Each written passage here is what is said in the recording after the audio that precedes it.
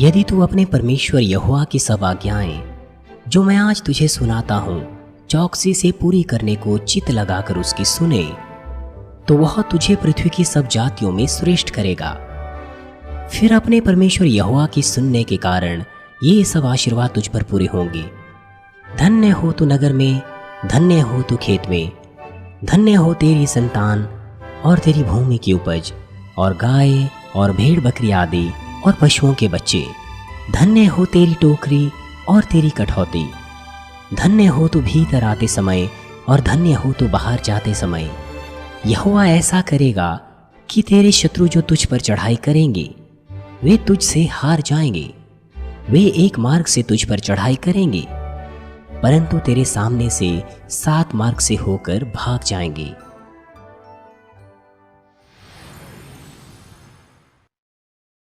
मसीह में प्रिय भाइयों और बहनों और जीसीएन टीवी दर्शकों, पिछले सत्र को जारी रखते हुए हम 6 पद को देखेंगे।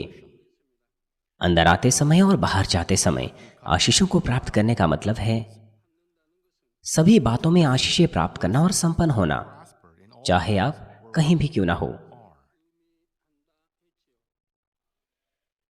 आप अपने लिए इस बात की कल्पना कीजिए, अंदर आते समय और बाहर जाते समय जब आप आशीषें प्राप्त करेंगे तो इसका मतलब है कि आप बहुत अधिक प्रेम पा रहे हैं और यह आपके लिए अच्छा है।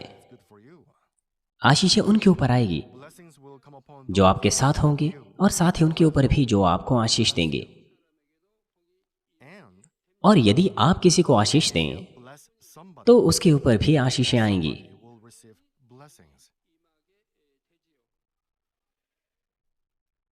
आशीषों को प्राप्त करने के संदर्भ में, क्योंकि अब हमारे पास बहुत से आत्मा के लोग हैं, इसीलिए मैं सीधे बात कर सकता हूं। लोगों को ऐसे ही किसी से भी अभिषेक प्राप्त नहीं करना चाहिए, जैसे कि बाइबल में भी है, भूत लोगों में प्रवेश कर सकता है। इसलिए आपको ऐसे ही किसी को भी अभिषेक नहीं करना चाहिए और ना ही ऐसे ही किसी से अभिषेक लेना चाहिए। आराधना और स्तुति की सभाओं के दौरान आपको ऐसे ही किसी से भी अपना अभिषेक नहीं कराना चाहिए। केवल आत्मा का जन ही लोगों का अभिषेक करें। यदि किसी शारीरिक जन का वह अभिषेक है तो शारीरिक जन के अंदर व्यभिचारी मन हो सकता है, इसलिए यह व्यभिचारी मन उनके अंदर जा सकता है जिसको अभिषेक किया जा रहा है। और अगर यह क्रोध है तो वह क्रोध उनके अंदर जा सकता है। अंधकार उस अभिषेक के द्वारा लोगों के अंदर जा सकते हैं। ये बिल्कुल ऐसे हैं जैसे अंधकार का स्वागत करना प्रार्थना और अभिषेक को प्राप्त करने के द्वारा। वो जिनके ऊपर शैतान का काम होता है, जब वो लोगों का अभिषेक करते हैं तो फिर वो लोग भी शैतान का कार्य ही प्राप्त कर रहे हैं। मान लीजिए अगर कोई बहुत ही जाना माना पास्टर भी हो, लेकिन उसका मतलब यह नहीं कि उससे अभिषेक प्राप्त करना सुरक्षित हो। मैंने देखा है एक भूत को लोगों में प्रवेश करते हुए जब उसने पास्टर के अभिषेक को प्राप्त किया। वो शुरुआत में इस कलीसिया में आया था और मैंने उसे भूत निकाल दिया था, लेकिन उसके बाद मैं आश्चर्य में पड़ गया कि कैसे उस व्यक्ति में भूत चला गया। जो भी है, वो एक विद्यार्थी था और वो अपने माता पिता के साथ यहां पर आया था और उन्होंने मुझसे कहा कि मैं उसके लिए प्रार्थना करूं। मैंने प्रार्थना की और भूत को निकाल दिया और उसके बाद उन्होंने इस कलीसिया में आना शुरू किया। उसके पापा एक पुलिस ऑफिसर थे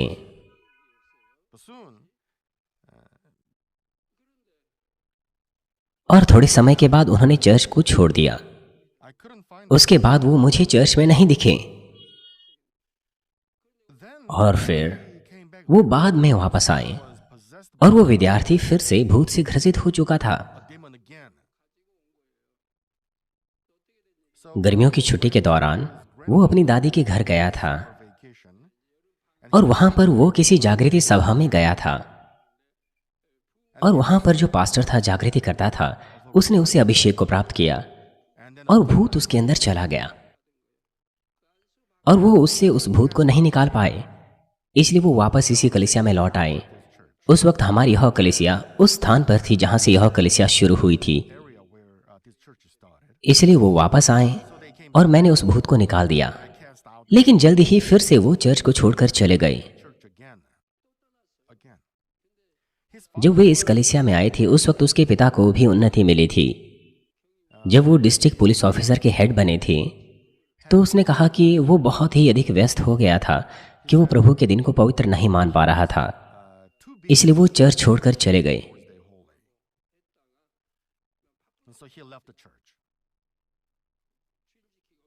हालांकि उन्होंने उद्धार प्राप्त किया था, अनुग्रह प्राप्त किया था, तो अभी छोड़कर चले गए। मैं निश्चित नहीं हूं कि इस वक्त वो क्या कर रहे हैं। जैसे कि आप देख सकते हैं कि जागृतिकर्ता के साथ कुछ ना कुछ गड़बड़ी थी और इस कारण से उस व्यक्ति के अंदर भूत चला गया। इसलिए आपको शारीरिक जन से अभिषेक को प्राप्त नहीं करना चाहिए, ऐसे ही किसी से भी आपको अभिषेक प्राप्त नहीं करना चाहिए। कृपया अपने स्तर पर उनके द्वारा आप उनसे अभिषेक प्राप्त ना करें। आपको आत्मा के जन से अभिषेक को प्राप्त करना चाहिए, नहीं तो शैतान का कार्य आपके ऊपर होगा। आशीषों के बजाय वो आशीष नहीं है।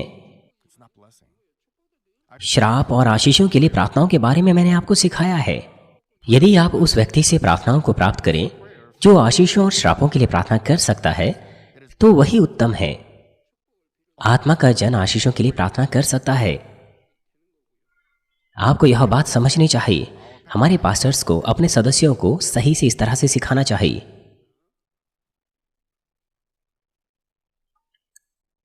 जब आत्मा का जन प्रार्थना करता है आपकी आशीषों के लिए, तो निश्चित रूप से आप आशीषें पाएंगे। मैंने बहुत बार इन बातों का अनुभव किया है अपनी पास्टर की सेवकाई में। आशीषें वहां पर आई जहां पर मैं था, और जो मेरे साथ थे उन्होंने भी आशीषें प्राप्त की। और साथ ही जो हमारी मदद करते हैं, हमारी चर्च की मदद करते हैं, वे भी अपने जीवन के अलग अलग कामों में सफल होते हैं। वो जो इस कलीसिया में आए थे, जिन्होंने मेरी प्रार्थनाओं को प्राप्त किया था, उन्होंने महान सफलता का अनुभव किया है। हमारे पास उनकी लिस्ट है जिन्होंने आशीषों के लिए मेरी प्रार्थनाओं को प्राप्त किया है, और फिर उन्होंने आशीषें प्राप्त की, और उनमें से इस देश के नेता भी हैं।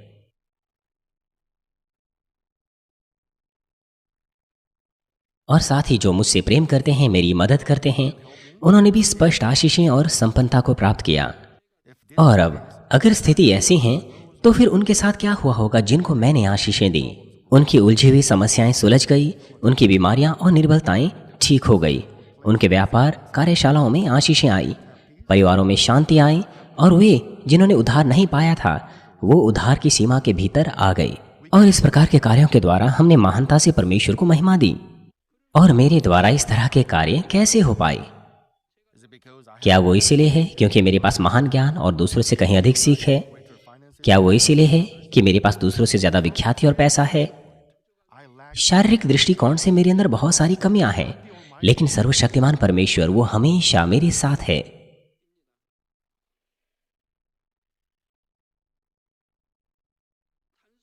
वो सिर्फ मेरे साथ ही नहीं है, वरन वो हमेशा मेरे साथ चलता है और मुझे निश्चित करता है। जिस प्रकार से अंधकार दूर हो जाता है जब ज्योति आती है, उसी प्रकार से जहां कहीं मैं जाता हूं शत्रु दुष्ट के गढ़ नाश हो जाते हैं, आत्मा के द्वारा लोग प्रभावित होते हैं और परमेश्वर की असीमित सामर्थ्य प्रकट होती हैं।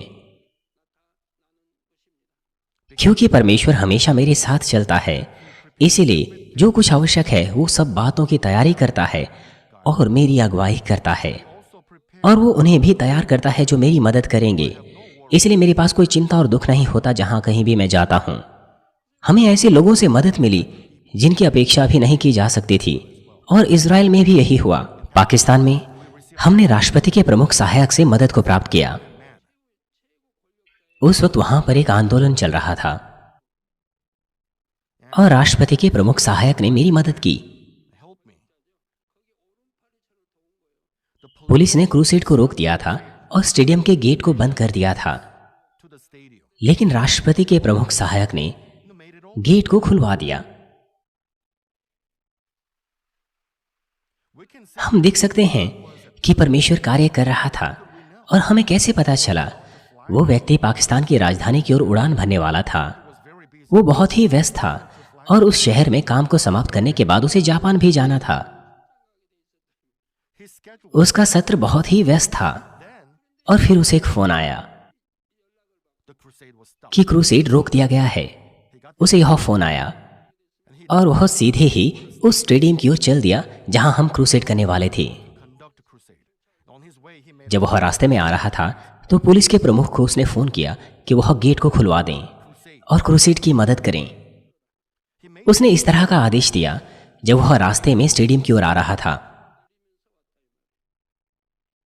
जब क्रूसेड रोका गया उस वक्त हम नहीं जानते थे कि यह आशीषों में बदल जाएगा और वहां पर आतंकी हमले की भी आशंका थी, लेकिन परमेश्वर ने कार्य किया और इस प्रकार से उस आतंक से भी क्रूसेड सुरक्षित रहा, क्योंकि राष्ट्रपति के सहायक प्रमुख ने आदेश दिया था। इसलिए पुलिस प्रमुख को उस आदेश का पालन करना पड़ा। गोलियों से भरी हुई बंदूकें और चाकुओं के साथ पुलिस ऑफिसरों ने उस स्टेडियम को घेर दिया और कुछ तो स्टेडियम की छतों के ऊपर चले गए। इसमें कोई आश्चर्य नहीं, वहां पर आतंक का कोई भी मौका नहीं था, हम सुरक्षित थे। जब वहां पर आतंक की आशंका थी तो पिता परमेश्वर ने कार्य किया ताकि पूरी तरह से हम आतंक से सुरक्षित रहें और क्रूसेड कर सकें। यहां तक कि मेरी कार भी, वो भी पूरी तरह से सुरक्षित थी और हथियारबंद सैनिकों के घेरे में थी, होटल और स्टेडियम के बीच हर दिन। ये सब की सब परमेश्वर की आशीषें थी।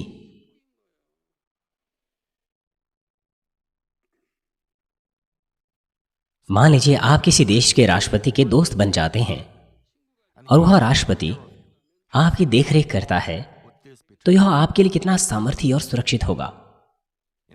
2006 में जब मैंने कॉन्गो में क्रूसेड किया था तो स्वयं राष्ट्रपति ने हमारी मदद की उस क्रूसेड को करने के लिए। उसने इतिहास में पहली बार एक बड़े स्थान को हमारे क्रूसेड के लिए रोक दिया था और हम उसका इस्तेमाल हमारे क्रूसेड के लिए कर पाए। और वहां के पास्टर्स कह रहे थे कि वो अब तक का वहां का सबसे बड़ा और सबसे महान क्रूसेड था।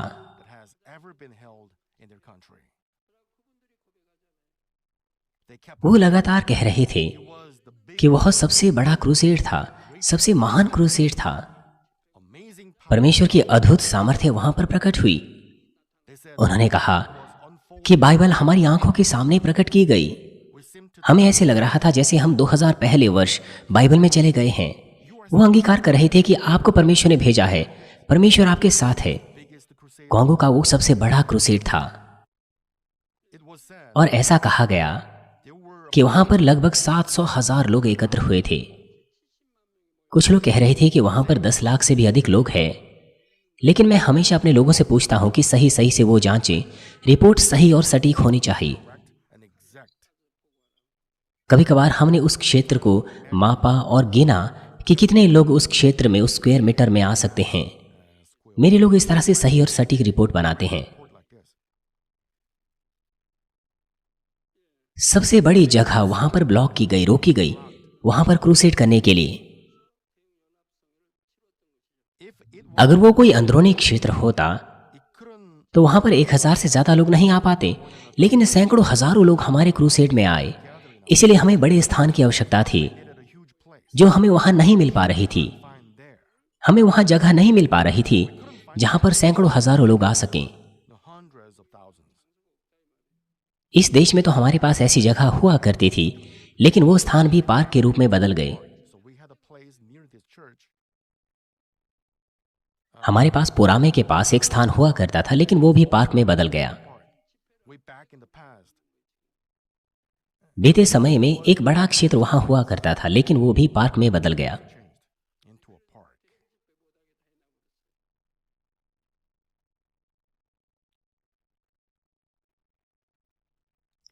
कॉन्गो में क्रूसेड के लिए उन्हें सारी की सारी मुख्य सड़कों को बंद कराना पड़ा और पार्लियामेंट भवन भी वहीं पर था। और ये वो सप्ताह था जब अफ्रीका के बहुत से देशों के मुखिया शिखर सम्मेलन के लिए एकत्र हो रहे थे।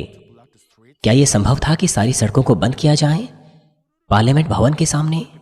क्या यह संभव हो पाता? बिल्कुल नहीं हो पाता। लेकिन जब मैंने राष्ट्रपति से विनती की तो राष्ट्रपति ने उसकी अनुमति दे दी। सड़कें बंद कर दी गई और हम वहां क्रूसेड कर पाए। ये कितना अद्भुत है।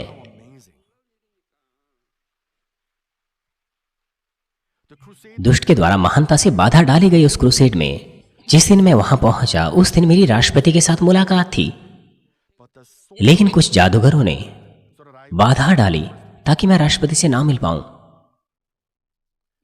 ऐसे भी देश है जहां पर इस तरह के जादूगर लोग अपने देश के नेताओं को घेरे रखते हैं।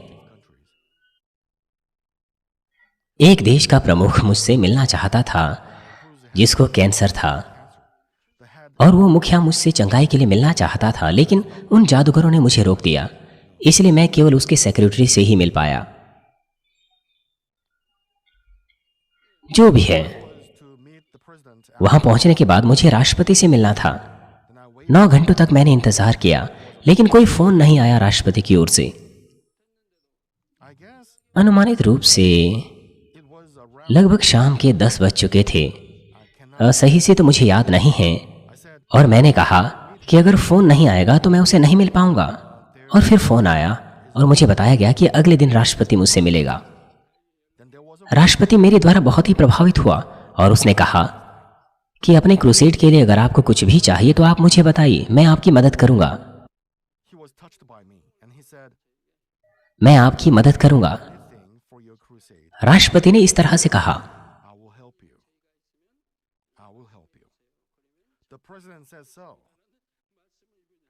और वो जानता भी नहीं था कि मैं क्या मांगने पर हूं। आपको सावधान रहना चाहिए जो कुछ भी आप कहते हैं। उसने बिना जाने हुए कि मैं क्या मांगने पर हूं वादा कर दिया। इसलिए मैंने उससे कहा कि कल होने वाले क्रूसेड के लिए हमें एक बड़ी जगह की आवश्यकता है और हम चाहते हैं कि उसके आसपास की सड़कें भी रोक दी जाएं। इसलिए कृपया सड़कों को बंद करें।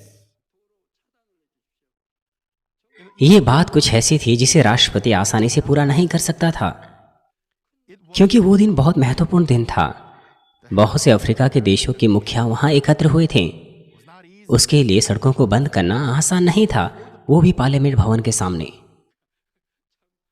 लेकिन क्योंकि उसने ऐसा वादा किया था, इसलिए उसने कहा कि वो मेरी मदद करेगा, जो कुछ भी वो क्यों ना हो।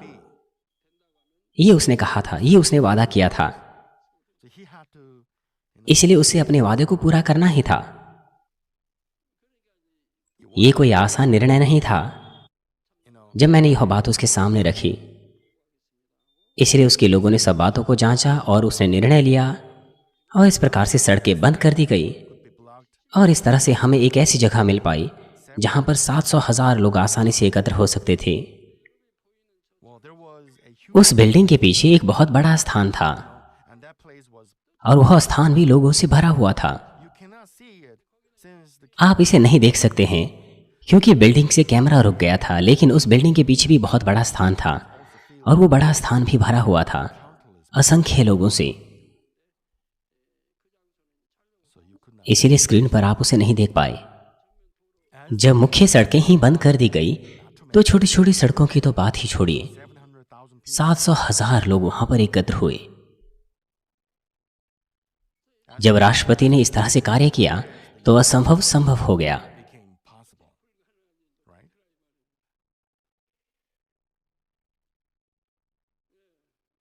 क्या होता अगर परमेश्वर स्वयं मेरी मदद करता? परमेश्वर इस ब्रह्मांड का सृष्टिकर्ता और इसमें सब बातों का संचालन करता है ताकि एक गौरैया भी उसकी अनुमति के बगैर जमीन पर ना गिरे। आप ऐसा कह सकते हैं, क्या एक गौरैया की भी परमेश्वर देखरेख करता है? क्या यह कुछ ऐसा है कि उसके संचालन के द्वारा एक भी गौरैया जमीन पर नहीं गिरती? मैं तो इस बात पर विश्वास नहीं कर सकता, लेकिन वो ऐसा करता है। आपको इस बात पर विश्वास करना चाहिए। अगर आप यह कहते हैं कि आप परमेश्वर और बाइबल पर विश्वास करते हैं, और इसमें कोई नुकसान नहीं अगर आप ऐसा विश्वास करते हैं, मुझे आशा है कि आप विश्वास कर सकें और मांग सकें और उत्तर प्राप्त कर सकें, चाहे वो कितनी ही छोटी बात क्यों ना हो। राजा दाऊद यहाँ तक कि बहुत छोटी बातों के लिए भी परमेश्वर से विनती करता था। शाऊल दाऊद का पीछा कर रहा था, वो जानता था कि दाऊद कहाँ है, इसलिए शाऊल अपनी सेना के साथ उसका पीछा कर रहा है। क्या आपको लगता नहीं कि आपको भागना होगा? लोग आपके पीछे पड़े हुए हैं, स्वाभाविक रूप से आपको भागना पड़ेगा। यदि आप मूर्ख नहीं हैं तो आप ऐसा ही करेंगे। अगर आप मूर्ख नहीं हैं तो उस राजा के सामने से आप भाग जाएंगे जो आपका पीछा कर रहा है।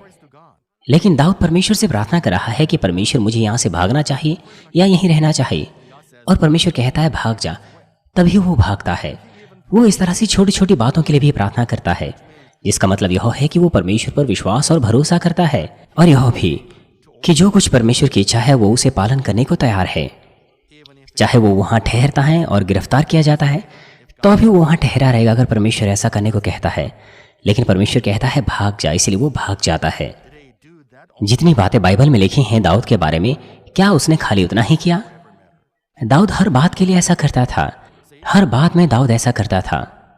आप देखिए कि परमेश्वर से वो कितना प्रेम करता था, और कितना प्रेम परमेश्वर ने उसे दिया, और कितना भरोसा परमेश्वर उस पर करता था।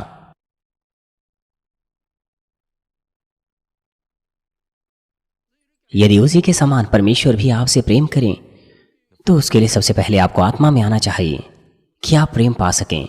आपको अवश्य ही सबसे पहले आत्मा में आना चाहिए। यदि आप संपूर्ण आत्मा में आए तो और भी अधिक प्रेम आप पाएंगे।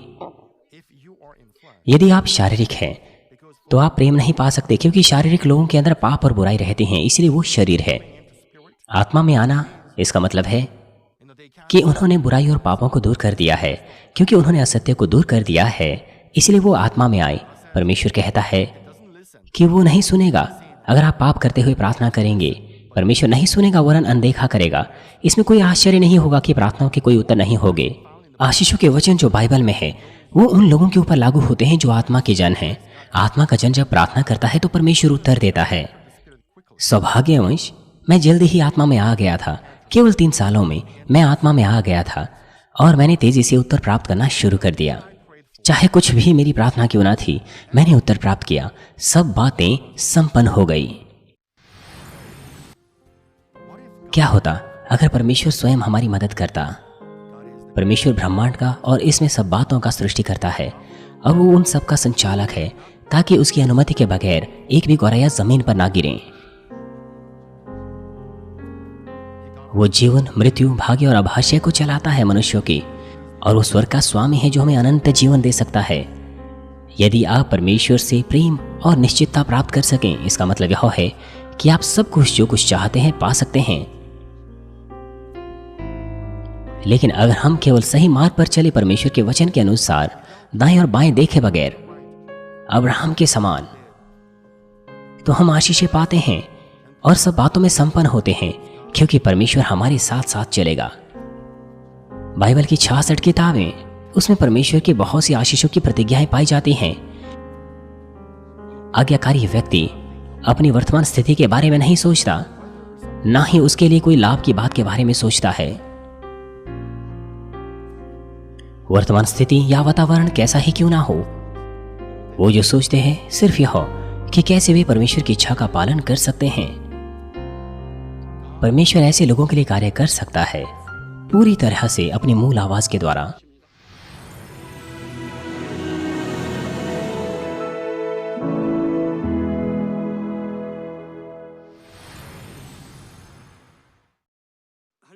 हालेलुया। सर्वशक्तिमान प्रेमी पिता परमेश्वर, कृपया अपना हाथ तमाम भाई और बहनों पर रखें जो इस वक्त यहाँ पर इस प्रार्थना को ग्रहण कर रहे हैं। अपना हाथ तमाम सदस्यों पर रखें, शाखा कलीसियाओं में और स्थानीय कलीसियाओं में, और तमाम GCN टीवी दर्शकों पर और मानवीय टीवी दर्शकों पर, और वो जो इस सभा को सैटेलाइट, केबल और इंटरनेट के द्वारा संसार भर में देख रहे हैं, उनके हृदय में विश्वास बोइए और उनके नकारात्मक विचार और शक दूर कीजिए। तमाम क्लेश और आजमाइशें उन्हें छोड़ के चले जाएं, और सिर से लेकर पैर तक उनके सभी बीमार और दर्द भरे अंगों को, अंदरूनी अंग, कोशिकाएं, ऊतक और तंत्रिकाओं समेत पवित्र आत्मा की आग के द्वारा जला दीजिए।